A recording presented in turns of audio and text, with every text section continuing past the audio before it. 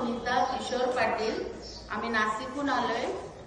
आम्ही इथे पहिल्यांदा 2019 मध्ये आलो होतो। त्याच्या मागे मोठी कथा आहे। माझी मुलगी अमृता किशोर पाटील ही 2 वर्षाची असताना तिला फिट्स यायला लागले।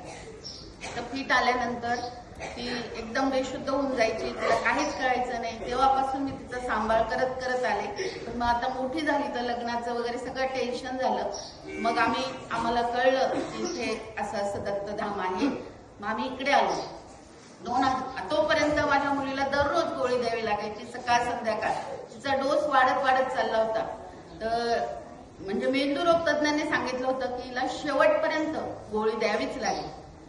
आम्ही इथे आलो 2019 मध्ये। त्या दिवशी मर म्हणून मी माझ्या मुलीला बाप्पाच्या स्वाधीन केलं आणि म्हटलं की मी आजपासून तुमच्या आशीर्वादाने तिची गोळी बंद करते।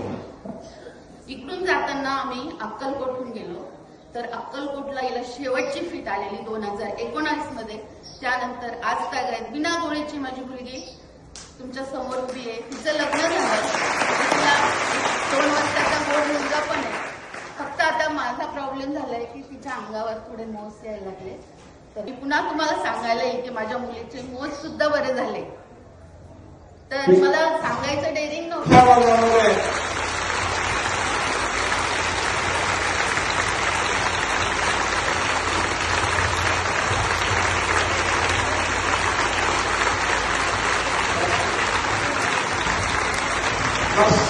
धन्यवाद।